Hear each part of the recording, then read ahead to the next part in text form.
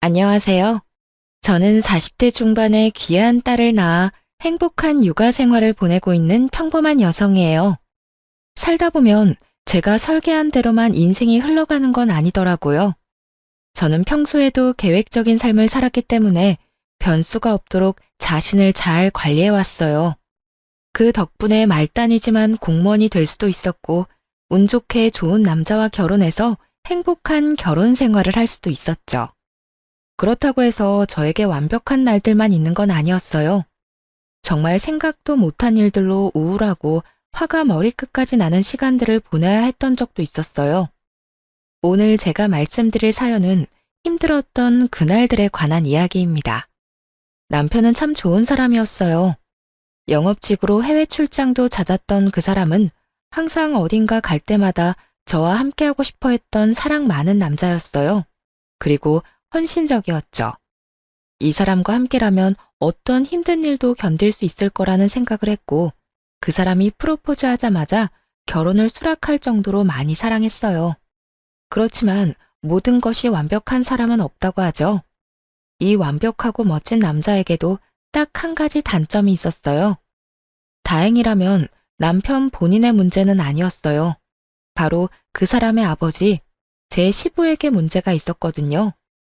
상견례 때 양가 부모님이 모였을 때 시부의 한없이 가볍고 눈살 찌푸리게 만드는 언행에 저는 이 결혼에 대해 처음으로 불안을 느끼게 됐거든요. 아이고, 사돈댁 보니까 며느리 될 아이가 애는 잘 낳겠네요. 저희 집이 손이 귀해서 애 잘 낳는 며느리가 필요하거든요. 여자야 집에서 살림 잘하고 애만 잘 낳으면 그만이니까요. 공무원 딸을 자랑스럽게 여기던 친정아버지의 표정이 확실하게 기분 나빠 보였어요. 그리고 시부의 그런 행동에 저희 가족만 기분 나빠진 것도 아니었어요. 요즘 세상에 여자 남자가 어딨어요. 그리고 그런 식으로 말하는 거 실례예요. 죄송해요, 사돈어른. 저희 남편이 좀 옛날 사람 같은 면이 있어요. 말은 이렇게 하지만 저희도 맞벌이 하면서 잘 지내고 있어요. 이 사람이 집안일 할 때도 많은걸요. 그리고 애들은 분가시켜서 저들끼리 지내도록 할 거라 크게 걱정 안 해도 돼요. 저도 사업하는 사람이라 집에 붙어 있는 시간이 많지 않아서 애들도 신경 쓸 거 많이 없고요. 시부가 까먹은 점수를 시모가 다시 올려서 평균을 맞추는 것 같은 듣도 보도 못한 상견례였죠. 위태롭게 아슬아슬했던 상견례가 끝나자 친정아버지가 저를 따로 불러 말하더군요. 너희 시부될 사람 생각하면 너 시집 못 가게 막고 싶다만 그 집 사부인은 시원시원하니 좋더구나. 게다가 사업하시면 시집살이도 덜 시킬 거 아니냐. 사부인이 바깥 사돈을 잘 지고 있는 듯 보이니 너도 힘든 일은 없을 것 같아. 그거 하나는 마음이 놓이구나. 그래도 우리 사위가 바깥 사돈을 닮지 않은 게 천만다행이야. 다정다감하고 널 많이 위하니 아빠는 그거 하나만으로도 다행이라 생각해. 친정아버지가 그렇게 말할 정도로 시부와 시모에 대한 평가는 극명하게 갈렸어요. 남편의 여동생인 신우도 IT 업계를 다니는 재원으로 시모를 닮아서 아주 야무지고 차분하더라고요. 그 네 명의 가족 중에 시부만 딱 다른 종류의 사람이었어요. 시모가 왜 저런 남자와 결혼했는지 모를 정도였죠. 정말 다행인 건 우리 가족이 본 것보다 훨씬 더 시부가 시모에게 잡혀 살고 있었다는 점이에요. 게다가 시모 집안이 잘 사는 편이라 시모에게 평소에 꼼짝도 못한다는 걸 알았거든요. 그렇게 남편과 저는 결혼 날짜를 잡았어요. 그런데 문제는 그 후에 벌어졌어요. 이미 가족 간의 상견례가 끝나고 날만 잡으면 되는데 시부가 저를 영 탐탁치 않아 하더군요. 한 번은 저희 결혼을 빌미로 할 이야기가 있다며 시부가 저를 불러냈어요. 남편과 함께 가려고 했는데 그때 남편이 출장 중이라 혼자서 가야 했거든요. 혼자 가는 게 걱정돼서 남편에게 전화를 했죠. 아버지가 당신을 불렀다고? 나한테는 아무 말 없긴 하셨는데. 벌써 상견례도 다 끝났고 날만 잡으면 되는데 무슨 일이야 있겠어? 많이 걱정되면 내가 아버지한테 무슨 일인지 물어볼까? 나한테만 할 이야기 있다는데 당신이 왜 부르냐고 물으면 아버님이 좋아하시겠어? 말 안 듣는 며느리처럼 보일 것 같은데. 그냥 내가 가보고 자기한테 연락 줄게. 그렇게 남편과 통화하고 시부가 부르는 곳으로 나갔어요. 그런데 밖에서 만나자 시부가 저를 지그시 보더니 입을 열더군요. 아가씨, 우리 아들이랑 진짜로 결혼할 거야? 상견례 때는 우리 와이프 때문에 내가 말은 못했는데 나는 아가씨가 마음에 안 들어. 그러니까 알아서 우리 아들이랑 헤어져 주면 안 될까? 이런 말을 상견례가 끝나고 시부될 사람에게 들을 거라고는 상상도 못했죠. 벙찐 제 얼굴에 대고 그 사람은 안색 하나 바뀌지 않고 이어 말하더군요. 내가 왜 이런 말 하는지 궁금한 표정이네. 나는 말이야, 원하는 며느리상이 있어요. 그런데 아가씨는 내가 원하는 것과는 정반대야. 그 중에 하나가 아가씨 나이지. 우리 애가 35인데 아가씨가 38이잖아. 나이가 많은 것도 싫은데 내가 싫어하는 일하면서 남편 내조 안 하는 그런 여자네. 그러니 내가 반대를 좀 하겠다는 거지. 아들도 지금은 아가씨 좋아서 결혼하겠다고 하지만 자기보다 더 늙어가는 아가씨 얼굴 봐도 좋아할까? 지금이야 헤어지고 울고불고 해도 결국에는 나한테 감사할 거야. 듣는 내내 이 사람의 정신 상태와 수준을 의심하게 되는 말들이었어요. 정말 시부는 최악의 사람이었죠. 그렇다고 여기서 물러설 생각은 없었어요. 이 사람만 빼면 저한테 호의적이고 좋은 사람들 뿐이니까요. 그리고 솔직하게 말해서 다른 가족 몰래 저를 불러 이런 이야기를 했다는 건 다른 가족들은 그런 생각 없다는 걸 뜻하고요. 어느 정도 상황을 추측한 제가 시부에게 말했어요. 제가 알기로는 어머님도 아버님보다 연상이라고 알고 있는데 그럼 어머님도 나이가 많아서 싫으셨겠네요? 그런데 어떻게 결혼하셨죠? 제 말에 시부가 갑자기 눈치를 보더니 답을 못하더군요. 그 이유는 저도 잘 알고 있었어요. 시부는 시모가 번 돈으로 살고 있는 사람이었거든요. 시부의 직장 역시 시모의 친정에서 마련해 준 것이었고요. 제가 시모를 걸고 넘어가자 아무 말 못하는 것부터가 그 증거였죠. 저는 그 사람이랑 파혼할 생각 없어요. 말씀 다 끝나셨으면 가봐도 될까요? 사실 여기 오기 전에 그이한테 아버님이 몰래 보자고 했다고 벌써 말했거든요. 제 말에 시부 얼굴이 깜짝 놀라더군요. 그렇잖아도 자기가 먼저 아버님한테 전화해서 무슨 일인지 물어봐 줄까 하고 이야기하던데 제가 우울한 목소리로 전화하면 아버님한테 오늘 무슨 이야기 했는지 전화할 수도 있겠네요. 제 말에 시부가 확 얼굴을 일그러뜨리더니 저한테 경고를 날리더군요. 오늘 이야기 아들한테 할 거야? 그건 아버님 하시는 거에 따라 다르죠. 의기양양하게 말했지만 사실 알 수 없었어요. 남편이 제 편을 들지 시부의 편을 들지 남편은 가족을 소중히 하는 남자였으니까요. 시부와 제가 정반대의 주장을 하게 됐을 때 누구를 선택할지 알 수 없었어요. 그래서 저도 시부에게 강하게 나갈 수 없었어요. 그래도 당분간의 시간은 벌었고 시부가 시모의 눈치를 본다는 사실을 알았으니 그 부분을 공략할 생각이었어요. 아버지랑 이야기는 잘했어? 저녁에 남편이 걱정이 됐는지 먼저 제게 연락을 했더라고요. 아버님이 나에 대해서 집에 따로 말씀하신 건 없어? 남편의 물음에 저도 물음으로 답할 수밖에 없었어요. 상황을 파악하려면 남편 상황도 알아야 하니까요. 사실은 그렇게 좋게 보신 건 아닌데 어머니랑 동생이 당신을 마음에 들어 하셔서 아버지도 그 뒤로는 아무 말도 안 하셨지. 왜? 당신한테 뭐라고 해? 정말 다행스러운 정보였죠. 내가 좀 모자라 보였나 봐. 나보다 더 좋은 며느리를 보고 싶다는 식으로 이야기하셔서 좀 놀랐지. 뭐? 아버지한테 내가 말해놓을까? 자기가 나를 좋아하는 것보다 훨씬 더 내가 자기를 좋아한다고? 확고한 남편의 마음까지 확인하고 났으니 저도 앞으로의 방향을 결정했어요. 시모를 공략해서 시부가 그딴 말은 할 수도 없게 만들어주겠다고요. 말만으로도 너무 고마워. 그러면 어머님이 어떤 거 좋아하는지 알려줄래? 그리고 평소 성격이 어떠신지도 알려줘. 저는 남편에게 시모가 좋아하는 것들에 대해 알아냈어요. 그리고 다음 날부터 시부 몰래 천천히 시모의 마음에 들기 위해 하나하나 준비했어요.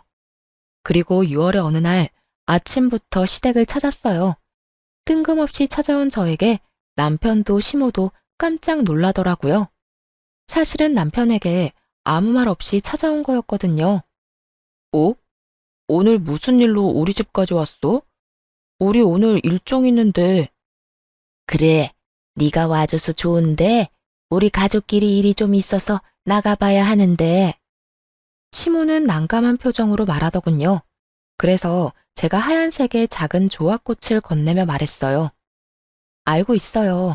오늘 그이 외할머님 기일이잖아요. 작년에 들었어요. 사실 오늘 와야 할까 말아야 할까 고민 많이 했거든요. 그래도 저희 이제 상견례까지 했고 곧 가족 되는데 이런 행사에는 빠지면 안 될 것 같아서 이렇게 연락도 없이 불쑥 찾아뵙게 됐어요. 혹시 제가 잘못한 걸까요? 제 말에 시모가 눈시울을 붉히더니 기특하다는 듯 제 얼굴을 보더라고요. 그러면서 제가 건넨 꽃다발을 안고는 저를 꼭 안아주시더라고요. 너무 고맙다. 어쩜 이렇게 섬세하니? 그래, 너도 이제 가족이지. 우리 같이 가자. 그러자 시부가 뒤에서 또 초를 치는 소리를 하더군요. 상견례 했다고 가족은 아니지. 아가씨 경우가 없네. 가족 행사에 이렇게 다짜고짜 끼어들면 어떡하나? 생각이 짧아도 이렇게 짧을 수가 없어. 그리고 너 아직 우리 가족 아니야. 여보, 당신이 지금 그런 말 할 때예요? 오늘 무슨 날인지 아침까지도 몰랐던 사람이 당신이잖아. 우리 엄마 기일이라고 내가 며칠 전에도 이야기했어요. 그런데 아침부터 늦잠 자고 잊어버리고 말이지. 새아가 밥만 좀 본받아요. 아직 결혼도 안 했는데 상견례 했다고 벌써 시댁 외가 챙기는 기특한 며느리야. 당신 저번에 상견례 할 때부터 이상해? 대체 얘가 뭘 했다고 이렇게 매번 딴지를 걸어요? 아니, 그렇게 치면 당신이 제일 이상하지. 집에 사람을 들이는 일이야. 한번 보고 뭐가 그렇게 마음에 들어? 집에 사람이 드는 일이니까 좋은 거죠. 이렇게 세심하게 사람 챙기는 며느리가 많을 것 같아요? 게다가 공무원이라는 직업도 안정적이죠. 우리 아들 좋아하지. 집안 행사에 알아서 참여도 잘하지. 대체 뭐가 그렇게 못마땅하다는 거예요? 당신이 그럼 이야기 좀 해봐요. 이 며느리 어디가 그렇게 마음에 안 드는지. 시모는 아예 눈에 쌍심지를 켜고 시부를 바라보더군요. 그런 시모 눈길에 시부는 꼼짝도 못하더군요. 버벅거리며 한다는 핑계도 참 웃겼어요. 아니, 저렇게 괜찮은 며느리감이 왜 여태 시집도 안 갔나 싶어서 말이지. 어딘가 문제가 있으니까 시집을 여태 못 갔을 거 아니야? 그 생각 때문에 걱정이 많아서 그래. 우리 아들이 얼마나 괜찮은 놈인데 더 좋은 며느리 데려올 수도 있으니까. 당신이 며느리 데리고 살 거예요? 며느리는 아들 마음에만 들면 되지 왜 당신이 새아가를 품평해요? 명색이 시아버지라는 사람이 며느리 아껴주지는 못할 망정. 시어머니도 안 하는 시집살이 시킬 셈이요. 그리고 아들이 좋다잖아요. 시모 말에 시부가 아무 말 못하고 고개만 숙였어요. 아버지, 저 이 사람 많이 좋아해요. 그러니까 이제 그만 허락해 주세요. 제가 이 사람 좋아하게 된 이유 중에 하나가 엄마랑 많이 닮아서거든요. 몇 년 만에 공무원 합격할 만큼 노력하는 사람이기도 하지만 엄마처럼 정도 많고 주변 사람 잘 챙기는 사람이에요. 부지런해서 하나부터 열까지 자기 손으로 해내려는 욕심 많은 사람이기도 하고요. 엄마랑 정말 닮아서 보고 있으면 도와주고 싶고 함께 해주고 싶고 걱정해주고 싶은 사람이거든요. 남편의 그 말이 체크메이트였어요. 시모의 눈동자가 반짝반짝해졌거든요.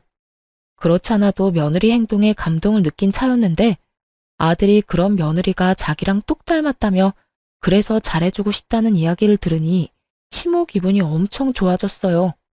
그리고 시모의 기분이 좋아짐과 동시에 시부에게는 외통수였어요. 아들이 데려온 여자가 엄마를 닮아서 좋다는데 거기서 안 된다고 하면 엄마 닮은 여자 싫다고 하는 꼴이잖아요. 시모 능력으로 다른 사람들보다 배는 편하게 사는 시부가 시모의 심기를 거스를 생각은 할 수도 없었던 거죠. 그렇게 저는 저를 눈의 가시처럼 생각하는 시부의 방해에도 불구하고 남편과 무사히 결혼할 수 있게 됐어요. 시모와 신우의 전폭적인 지지 아래에 말이죠. 그런데 결혼을 하고 나니 궁금한 게 생기더라고요. 시부는 도대체 왜 저를 그렇게 싫어했을까? 그 이유를 모르겠더라고요. 저한테 말한 걸 보면 나이가 많다, 일을 하기 때문이다, 이런 어이없는 이유를 댔잖아요. 그게 진심이라는 생각은 안 했거든요. 그래서 남편에게 슬그머니 물어봤어요. 저기, 우리 결혼 전에 아버님이 나 싫어하신 적 있잖아. 혹시 아버님이 왜 나를 별로 좋아하지 않았는지 당신은 혹시 알고 있어? 그거? 사실은 우리 아버지 엄청 가부장적인 집안에서 크셨거든. 남자는 하늘, 여자는 땅, 이런 집안. 게다가 그런 집에 독자로 태어나셨으니 그런 사상이 몸에 배어 있어. 근데 어머니가 사업하면서 돈도 잘 버시잖아. 워낙 어머니가 잘 나가니 억눌려서 더 그런 거지. 당신이 어머니처럼 잘 나갈 것처럼 보이는 게 싫었던 모양이야. 남편 말을 들으니 더 의아했어요. 그런 사람이 그 시대에는 그렇게 드물다는 직업 있는 신여성이랑 어떻게 결혼을 한 거야? 누가 봐도 순종적이고 의존적인 여자랑 결혼하실 것처럼 보이는데 나한테도 남편 내조 안 할 것 같다고 일하는 며느리 싫다고 하셨거든. 아버지가 학교 졸업하기 직전에 할아버지랑 할머니가 돌아가시는 바람에 가세가 많이 기울었대. 그때 취직한 곳이 우리 외갓집에서 운영하는 업체였고 거기서 두 분이 만나서 연애 결혼하셨다고 하더라고. 그래서 아버지한테는 어머니 집안 분위기 자체가 완전 정반대라 많이 눌려 사신 것 같더라고. 나는 솔직히 이해는 안 가지만 어린 시절을 떠받들며 살아오셨는데 여자에게 사업을 할 수 있도록 해줄 만큼 개방적인 외가 집안 분위기가 안 맞아서 그런 것 같아.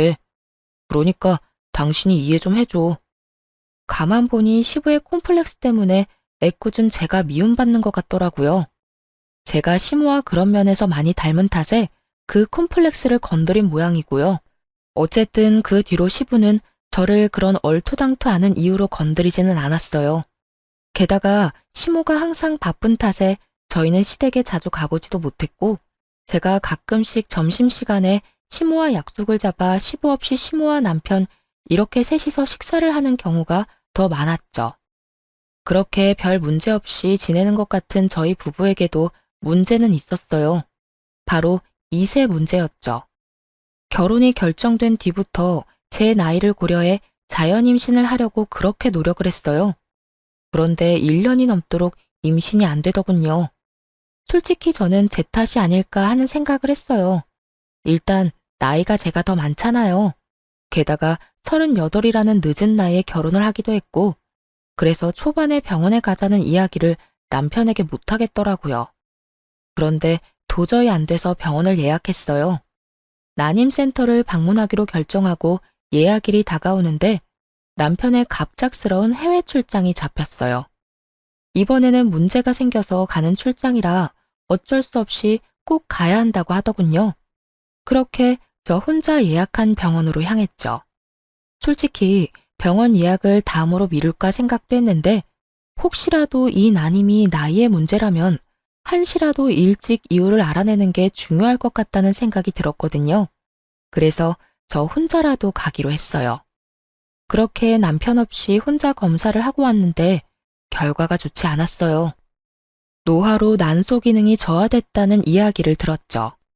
다행인 건 임신이 아예 안 되는 건 아니라는 거였어요.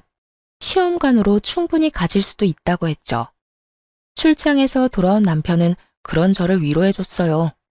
시험관 시술을 준비해야 했지만 저도 충격을 많이 받은 터라 마음을 추스르고 시험관 준비를 할 생각이었어요. 이 사실을 시부모에게 알리는 것도 걱정이었거든요. 남편은 어머니라면 이해해 줄 거라며 아버지에게는 나중에 알리고 어머니한테만 알리면 되지 않겠냐고 하더군요. 저도 그게 좋은 생각인 것 같아 시모에게 전화로 이야기를 먼저 꺼냈어요. 그랬더니 시모가 괜찮다고 너야말로 괜찮냐며 저를 위로해 주셨어요. 시모의 위로에 얼마나 울었는지 몰라요. 그런데 그 다음날 시모가 가족 식사를 하러 시댁에 한번 들르라고 하더군요. 마음 고생한 며느리에게 밥이라도 함께 하자고 하는 것 같아 고마운 마음에 시댁에 들렀어요. 그런데 시부가 집으로 들어온 저한테 대뜸 삿대질을 하며 소리를 질렀어요. 너 불임이라며? 내가 이럴 줄 알았어. 그래서 너랑 우리 아들 엮어주기 싫었던 거야. 다 늙어서 젊은 애랑 결혼하면서 애도 못 만들어주는 게 될 일이야?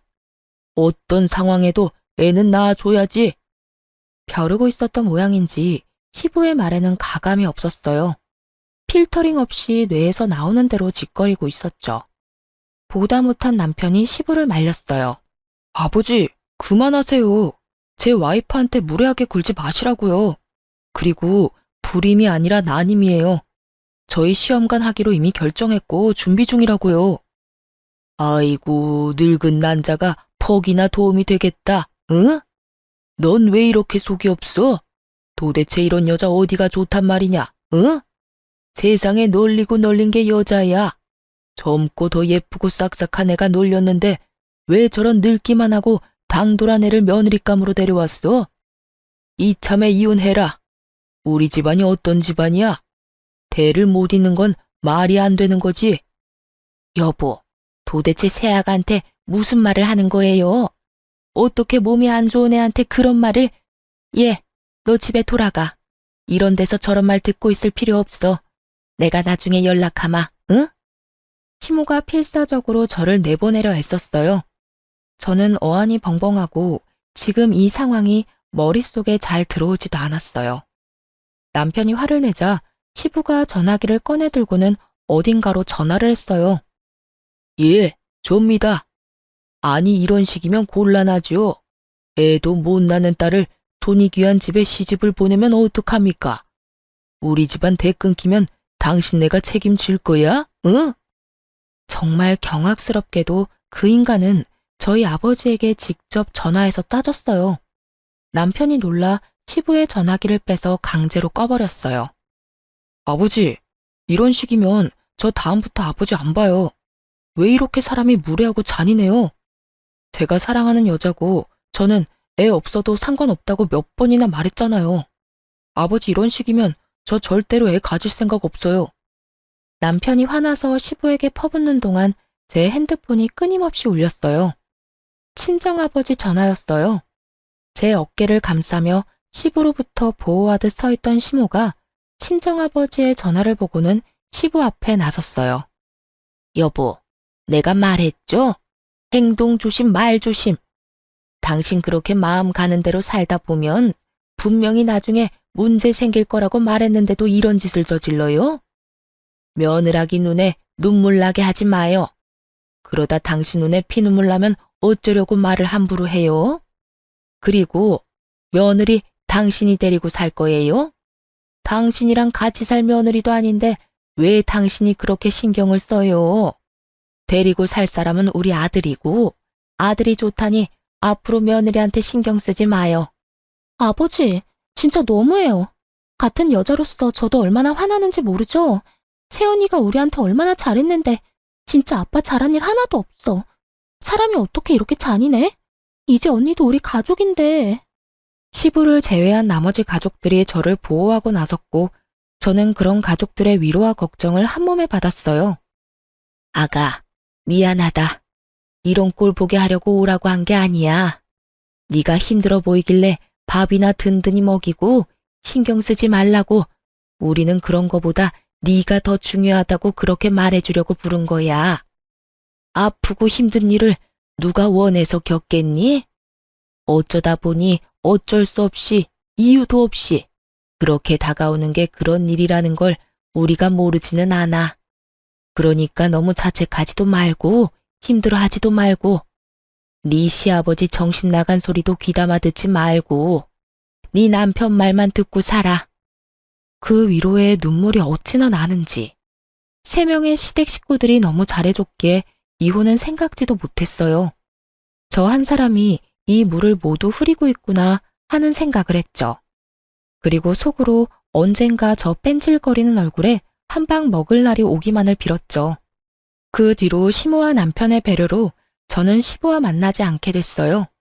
그런데 얼마 지나지 않아 시부와 자리를 함께할 일이 생겼어요. 바로 신우의 상견례 자리였죠. 남편도 미안하다며 조용히 밥만 먹고 오자고 이야기했었어요. 그런데 그날 완전 엄청난 문제가 생겼어요. 그것도 시부의 입방정 때문에요. 사실 가서도 시모는 제가 시부와 조금이라도 같이 있거나 가까이지 못하도록 만들어줬어요. 그래서 시부가 저에게 시비를 걸지도 못했죠. 그리고 상식적으로 이런 자리에서 며느리에게 시비를 거는 시부를 보고 그 결혼이 성사될 리 없잖아요. 그래서인지 냉랭하기는 했지만 상견례 자체의 분위기는 나쁘지 않았죠. 그런데 시부가 곁들여 나온 인삼주를 꼴깍꼴깍 마시기 시작하더니 정신 나간 소리를 입 밖으로 내는 거예요. 사돈, 우리 딸이 제 입으로 말하기도 그렇지만 참 괜찮은 딸입니다. 데려가시면 횡재하시는 거예요.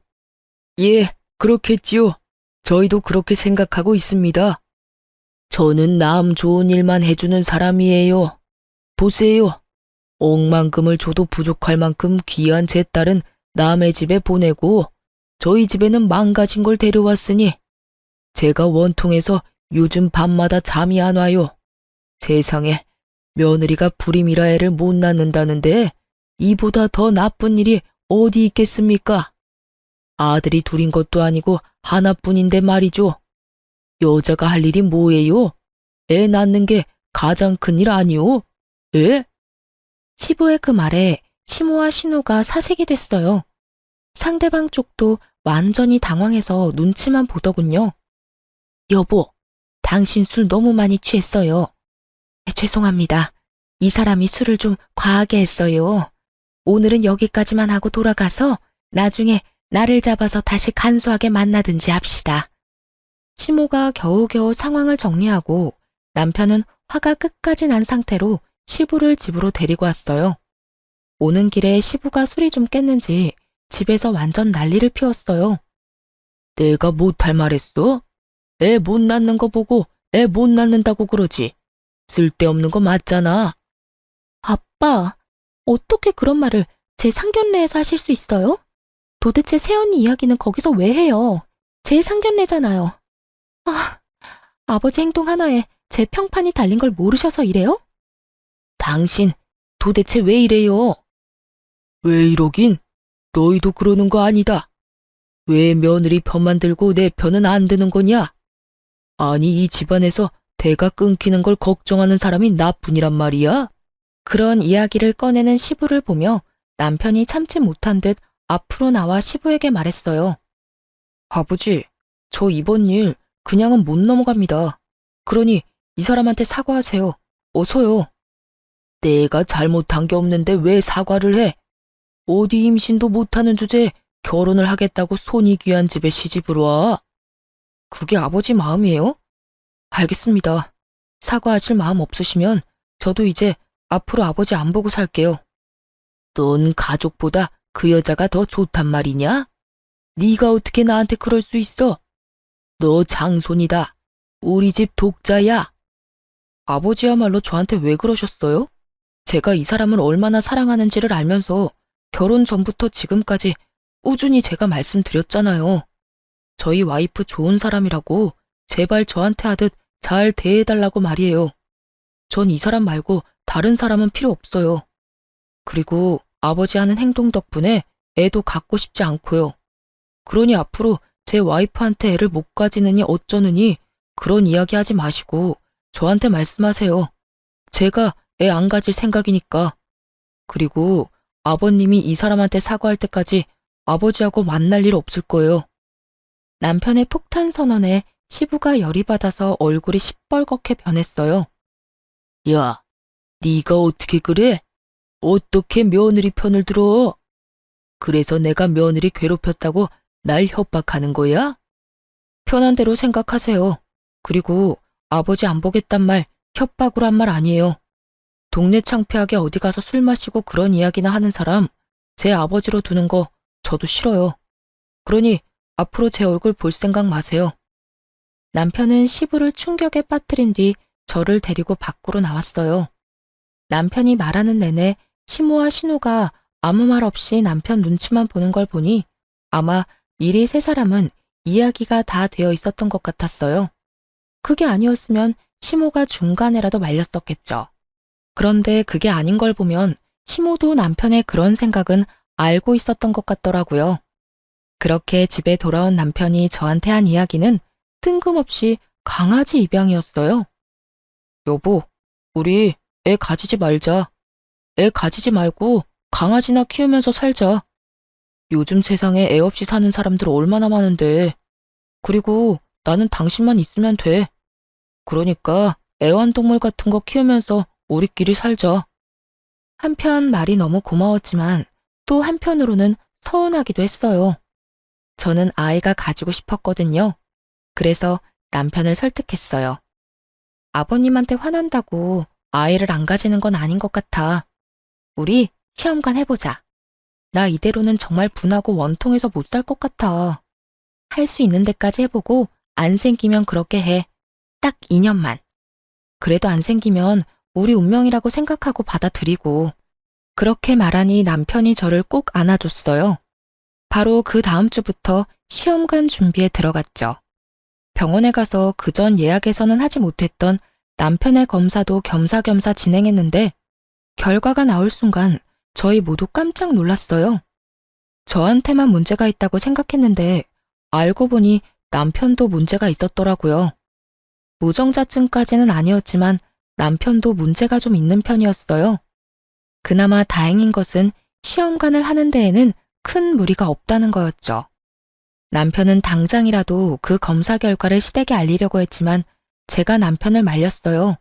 시모 생각이 나서요.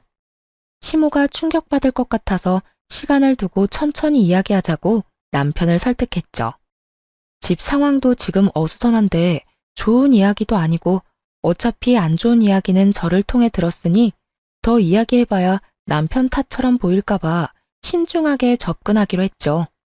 그리고 저희가 한참 시험관을 준비하는데 시모의 생일을 맞이하게 됐어요. 생일날에 시부와 얼굴 마주하며 밥 먹고 싶은 마음은 없었기 때문에 시모와 신우에게만 살짝 말해서 저녁에 밥을 먹기로 했어요. 그런데 시모에게 그날 낮에 전화가 왔더라고요. 다급한 목소리로 남편과 저를 찾는 것을 보아하니 분명 무슨 일이 생긴 것이 틀림없었죠. 얘, 집에 좀 빨리 와봐라. 세상에, 지금 난리도 아니야. 나 어떻게 해야 될지 모르겠어. 네가 와서 이 사람들 좀 말려봐. 시댁으로 황급히 달려갔더니 집안이 초토화가 되어 있었어요. 거기에 있던 것은 신우 상견례 때 보았던 예비 사돈 어른이었어요. 상견례 자리에서 큰 소리 뻥뻥 치더니 이보시오. 당신이 누구 욕할 처지야? 검사 안 해봤으면 어쩔 뻔했냐고. 이게 뭔가 싶었는데 신우는 옆에서 울고 시모는 그런 신우를 보호하듯 서 있었어요. 그리고 시부는 완전 당황한 채로 서 있었죠. 돌아가는 상황을 보니 신우에게 문제가 있던 모양이었어요. 그런데 갑자기 쳐들어와 이런 무례라니 우리를 얼마나 우습게 본 건지 짐작도 안 가더라고요. 아니, 검사 결과가 잘못된 거 아닙니까? 내 딸이 그럴 리 없어요. 그럴 리가 없기는 검사 결과가 거짓말일 리가 없잖아.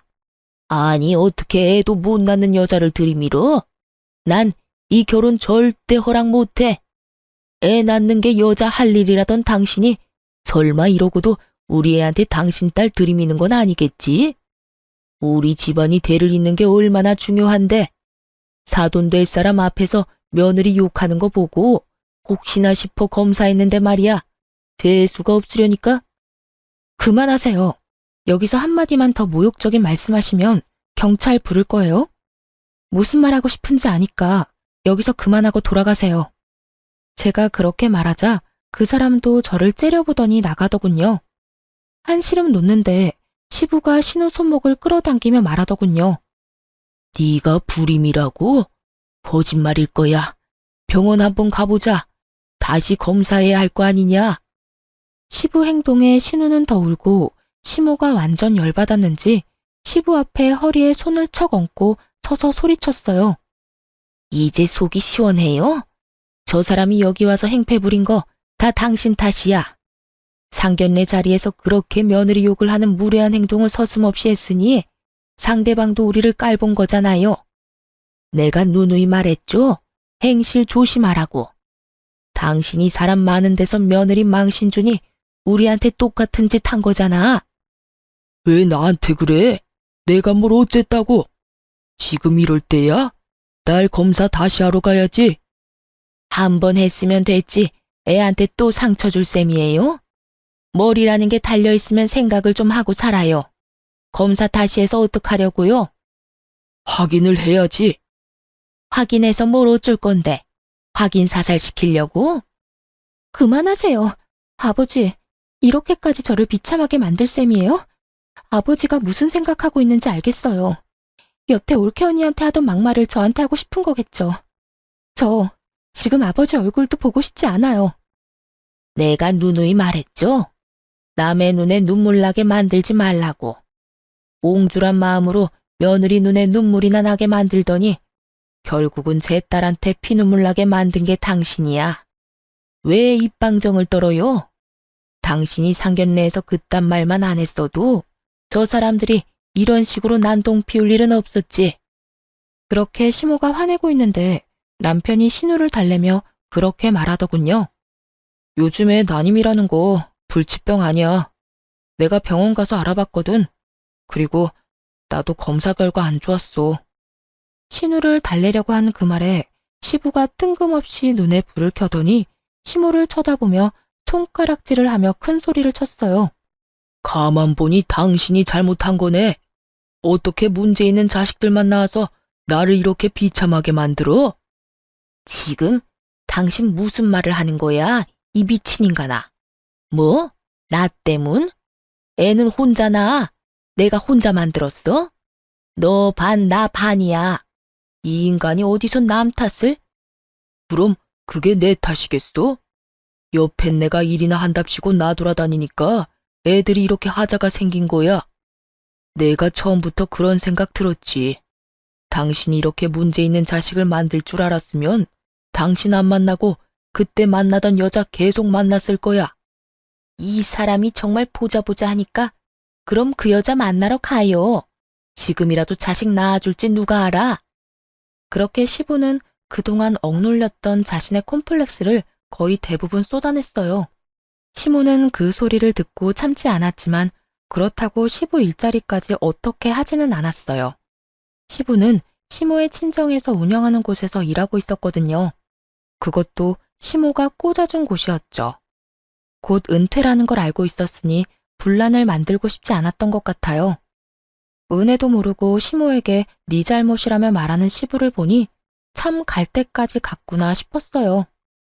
두 분이서 싸우는 걸 구경하고 있을 수만은 없어 남편이 대충 두 분을 떼어놓고 저희는 집으로 돌아왔어요. 남편은 그 뒤로 진짜로 시부와 연락을 끊었고 신우도 연락을 하지 않는다고 하더군요. 그 말이 사실인 게 시부가 정말 오랜만에 저한테 전화를 했거든요. 남편이 전화를 받지 않으니 제 번호로 전화할 수밖에 없었을 거예요. 네가 우리 아들 숨겼지? 이놈의 아들들이 하나같이 아버지 말은 안 듣고 말이야. 중간에서 나랑 연락하지 말라고 한 거 너 아니야? 어린 년이 싸가지가 없어. 그이가 아버님 연락 안 받는 건 저 때문이 아니에요. 아버님 때문이죠. 그리고 기분은 좋으세요? 저희 아버지한테 했던 말들 고스란히 돌려받았잖아요. 딸 트집 잡아 욕하고 덤비는 시댁 보는 기분은요? 다행이라고 생각해요. 얼마 전에 아버님 때문에 듣지 않아도 될 말까지 들은 저희 아버지 기분을 알게 됐잖아요. 그리고 자식들하고 연락하고 싶으면 자식들한테 직접 연락하세요. 쓸데없는 며느리 도움은 왜 구하시는지? 너 지금 나한테 빈정대는 거야? 어? 길게 듣고 싶지도 않아 전화를 뚝 끊어버렸어요. 그런데 통화 중 찜찜한 말을 들은 것 같았어요. 아들들이라는 말이 이상하잖아요. 아들이라고는 남편 하나 있는 시부가 아들들이라는 말을 할 필요가 있나요? 뭔가 무의식 중에 나온 말인 것 같은데 기분이 쎄했어요. 설마 했죠. 그렇게 찜찜한 시간이 흘렀죠. 솔직히 시모에게 말할까 말까 했는데 집안 분위기가 워낙 흉흉해서 일단 말을 아끼고 있었어요. 신우는 파혼을 하게 됐고 시모는 기분이 안 좋은지 내내 일만 하러 돌아다니느라 피곤해 하시더군요. 직장에서도 시부를 마주쳐야 하는 일이 생각보다 너무 피곤했나 봐요. 그렇게 몰래 점심시간에 나와 저랑 식사를 하며 마음을 추스르고 있는데 한 남자가 저와 시모가 있는 테이블로 오더군요. 젊은 남자였는데 얼굴이 어딘지 모르게 익숙했어요. 그런데 그 사람이 시모에게 서류 봉투를 하나 주고 갔어요. 뭔지 물어봤지만 대답도 없이 가길래 저희 둘이서 봉투를 뜯었죠. 그런데 거기에는 유전자 검사지가 있었어요. 아버지와 아들로 보이는 사람의 검사지인 것 같더군요. 그 봉투 안에 USB가 같이 들어가 있었어요. 저는 잠시 생각하다가 시모에게 한마디 했어요. 어머님, 사실 이 이야기는 안 하려고 했는데 저번에 아버님 화나서 저한테 전화하셨을 때요. 저한테 말 실수인지 이놈의 아들들이 하나같이 말을 안 듣는다는 말을 한 적이 있거든요. 아버님 아들이 남편뿐인데 들이라는 말을 들어서 물론 제가 잘못 들었을 수도 있는데 혹시나 해서 말씀드리는 거예요. 아들들? 아까 그 젊은 남자 내가 이상하게 얼굴이 익숙했다고 느꼈는데 일단 아가, 넌 식사하고 천천히 들어와. 나는 바쁜 일이 생각나서 먼저 일어나 보마. 그렇게 집에 오고 나서 며칠 지나지 않아 신우가 저희 집으로 찾아왔어요. 아가씨 어서 와요. 몸은 좀 어때요? 신우가 저희 집에 찾아온 것이 저와 동변상면의 아픔을 나누고자 온 것 같아서 저도 신경을 많이 썼거든요. 그런데 그게 아니었어요. 언니, 큰일 났어요. 저희 집 이제 진짜 되돌릴 수 없게 돼버렸어요. 무슨 일인데 그래요? 혹시 그 사람이 또 쳐들어왔어요? 아니요, 그게 아니라 엄마가 아빠한테 이혼하자고 소짝 날렸어요. 뜬금없는 시부모의 이혼 소식을 믿기 힘들었어요. 그게 무슨 말이에요? 두 분이 이혼을? 그것도 시모가 시부에게 이혼을 청했다는 게 제일 놀라운 포인트였죠. 왜냐면 시부가 이렇게 아나무인인 건 시모가 시부를 무척 좋아했기 때문이었거든요. 그 사랑의 힘으로 여태껏 그 많은 추태를 넘겨준 것이 시모였는데 갑자기 이혼이라니 이해가 안 갔어요. 이건 100% 아빠 잘못이긴 해요. 엄마가 덮어주고 싶어도 못 덮어줄 만큼. 어머님이 웬만한 일로는 이혼 이야기 안 꺼내셨을 텐데. 그게 아빠한테 숨겨둔 아들이 있었나 봐요. 얼마 전에 엄마한테 직접 친자 검사지랑 가족끼리 찍은 사진까지 줬대요. 근데 선을 좀 많이 넘었더라고요, 아빠가. 그 혼외자가 오빠보다 6개월 생일이 늦어요. 그렇다는 건 엄마 임신 중에 외도를 했다는 건데 그 사진이 더 열받았던 것 같더라고요. 게다가 상간녀는 어머니가 아는 사람이었고요. 아버지가 몇 달에 한 번씩 나가는 남자들 모임이 있는데 거기 식사를 항상 똑같은 데서 하거든요. 예전에 엄마가 아빠 따라 거기 가봤는데 별거 없었다고. 진짜 남자들끼리 모이는 모임이었다고 하더라고요. 그래서 아예 의심을 안 했던 거고요. 근데 알고 보니 그 가게 여사장님이 아버지 상간녀였더라고요. 그러니 엄마도 몰랐겠죠. 남자들끼리 가서 아빠는 그 여자랑 하룻밤 자고 그 다음날 함께 놀러도 다니고 그랬던 것 같더라고요. 아빠와 함께 있던 사진을 다 USB에 넣어왔으니 엄마 눈이 안 뒤집힐 수가 없지. 거의 10년 넘게 외도를 했던데 지금은 청산했다고 하지만요. 참 대담한 시부가 아닐 수 없었어요. 몇십 년을 한결같이 시부에 대한 애정으로 인내해온 시모에게 이런 뒤통수를 때릴 줄 누가 알았겠어요? 근데 그 사람은 왜 지금 어머님한테 다 밝힌 거예요? 혼외자 말로는 자기 크는 동안 양육비도 한 푼 안 줘놓고 버렸대요. 그래서 결혼할 때는 그 양육비 대신 결혼 자금을 아빠한테 받아가려고 했다고 해요. 근데 아빠가 절대 안 된다고 매몰차게 거절해서 열받아서 엄마한테 그걸 보냈다고 하더라고요. 그리고 자기는 이제까지 아빠 없이 컸으니 지금이라도 소송해서 아빠 되찾겠다고 저러니 엄마 입장에서는 곤란한 거죠. 이야기를 들을수록 머리가 아파왔어요. 그래서 어머님이 이혼 이야기 하신 거네요. 엄마가 뭐라는 줄 알아요? 아무데나 씨 뿌리는 바람둥이보다 씨 없는 순정남이 낫다고. 앞으로 아들 며느리 딸한테 그 지조 없고 더러운 생식 능력 자랑하지 말고 입 다물고 이혼 준비나 하라고 했어요. 시부가 그렇게나 중요하게 여기던 씨 때문에 결국은 이런 사달이 났으니 그 뒤로 어떻게 됐냐고요? 아주 지옥이었죠, 시부에게. 그 혼의 자식이 진짜로 친자 소송하는 바람에 시모는 시부와 빠르게 손절하고 이혼했고 시부는 위자료 내고 재산 분할은 거의 받지 못했다고 하더군요. 시모나 시부 이름으로 된 재산이 없었거든요. 거의 대부분이 재단 이름으로 되어 있어서 재산 분할 대상에 들지 않은 것 같았어요. 살고 계시던 집도 시모 친정오빠 이름으로 되어 있어서 뺏기지 않았다고 하더군요. 결국 개털된 시부가 혼외자를 찾아가 내가 네 아빠다 하고 말했지만 그 혼외자가 끈 떨어진 시부를 좋아한다고 말할 리 없잖아요. 알고 보니 시부를 철저히 고립시키려고 소송 진행했던 거고 한창 소송 중에 시부 이혼했다는 이야기에 취하했다고 합니다. 결국 친아들이 친자 확인 소송을 안 하니 부양의 의무도 사라져 중간에 붕 뜬 거죠. 시부가 찾아갔는데 여태 무시하며 남으로 살았으니 앞으로도 남으로 살았으면 좋겠다며 버렸다더군요. 시부는 와이프와 자식들에게 모두 버림받은 데다가 직장마저 은퇴한 직후라 돈도 못 벌고 단기 알바로 근근히 먹고 산다고 하더군요. 대가 끊어질까봐 며느리에게 모진 소리, 못된 행동하던 시부가 그 대를 이어줄 자식들에게 모조리 버림받은 걸 보니 속이 시원하더군요. 대를 이을 가족이 있으면 뭐 하나요? 자신의 되먹지 못한 언행으로 몸조리 나가 떨어지게 만들었으니 결국 이제는 혼자 주변에 아무런 가족도 없이 쓸쓸히 노후를 맞게 됐잖아요. 늙은 후에 보면 자신이 걸어온 길이 보인다고 하죠. 시부의 현재를 보니 시부가 어떤 길을 걸었는지 정확하게 보이더군요. 시부가 시모에 의해 버림받고 남편과 신우는 시부를 찾지 않았어요. 다만 우리들끼리 찾은 이 안정과 평화를 지키는 쪽을 택했죠. 저와 남편은 어렵게 시험관으로 아이를 낳았고 신우는 그때의 남자와 헤어지고 다른 남자와 결혼해 저희처럼 시험관 시술을 준비 중이에요. 시모는 한동안 시부와의 피 터지는 이혼 소송으로 힘들어하긴 했지만 첫 손주 소식에 예전처럼 밝은 미소를 보내주고 있어요. 요즘에는 손주 재롱 보는 재미로 행복한 노후를 만끽하고 계시죠.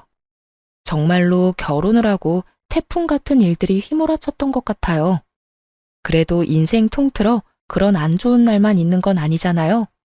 나쁜 일 있으면 좋은 일도 있고 그게 인생이라고 생각해요. 여러분들의 많은 생각을 댓글로 남겨주세요. 지금까지 제 긴 사연 들어주셔서 감사해요. 다들 행복하세요.